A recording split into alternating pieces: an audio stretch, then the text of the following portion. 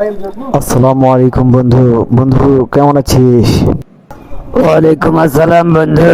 বন্ধু, ভালো আছি আমি আলহামদুলিল্লাহ। তুমি কেমন আছো বন্ধু? আলহামদুলিল্লাহ বন্ধু, আমিও ভালোই আছি। বন্ধু, শুনলাম তুমি চাকরি ছেড়ে বাসায় চলে এসেছো। কি অবস্থা, চাকরি ছেড়ে দিলা কেন?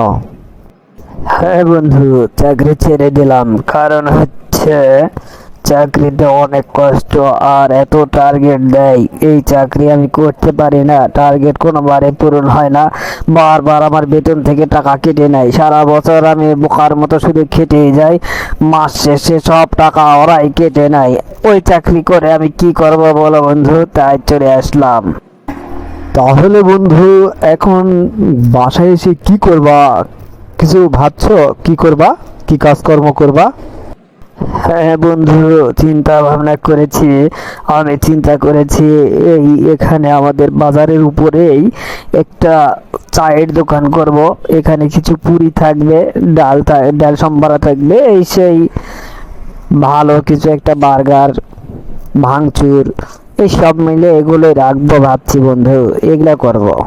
হ্যাঁ বন্ধু, এগুলো করলে কিন্তু অনেক ভালো হবে। এই ব্যবসাটা অনেক ভালো ব্যবসা বন্ধু। চাকরির চাইতে অনেক বেনিফিট পাবা বন্ধু। তুমি এটা করলে অনেকই ভালো হবে। আমি শুনে তো অনেক খুশি হলাম, ভালো লাগলো আমার।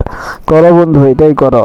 হ্যাঁ বন্ধু, তুমি আমার জন্য দোয়া করো বন্ধু, আমি যেন ভালোভাবে ব্যবসাটা পরিচালনা করতে পারি। আর তুমি একটু পাশে থেকো বন্ধু, কোনো সময় ডাকতে হেল্পের জন্য একটু এসো, আচ্ছা বন্ধু? আরে বন্ধু, কি কথা কও! তুমি দোকান করছো আর আমাকে দেখলে পাবা না? আমি সব সময় তোমার পাশে আছি এবং দোয়া করি ফি আমানিল্লাহ। আল্লাহ তোমার ব্যবসাটা ভালো চালাক বন্ধু। কোনো সমস্যা নেই বন্ধু।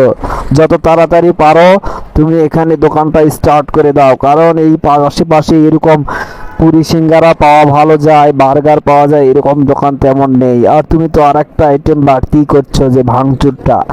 এই ভাঙচুরটা মনে হয় ভালো চলবে বন্ধু, তুমি চালু করো তাড়াতাড়ি। আচ্ছা বন্ধু, তাহলে আজকে আসি, আবার দেখা হবে ইনশাল্লাহ, কথা হবে। বাদ বাকি যা বুদ্ধি শুদ্ধি লাগে, বুদ্ধি ছেলে একটু বুদ্ধি দিও, আচ্ছা? আল্লাহ হাফেজ।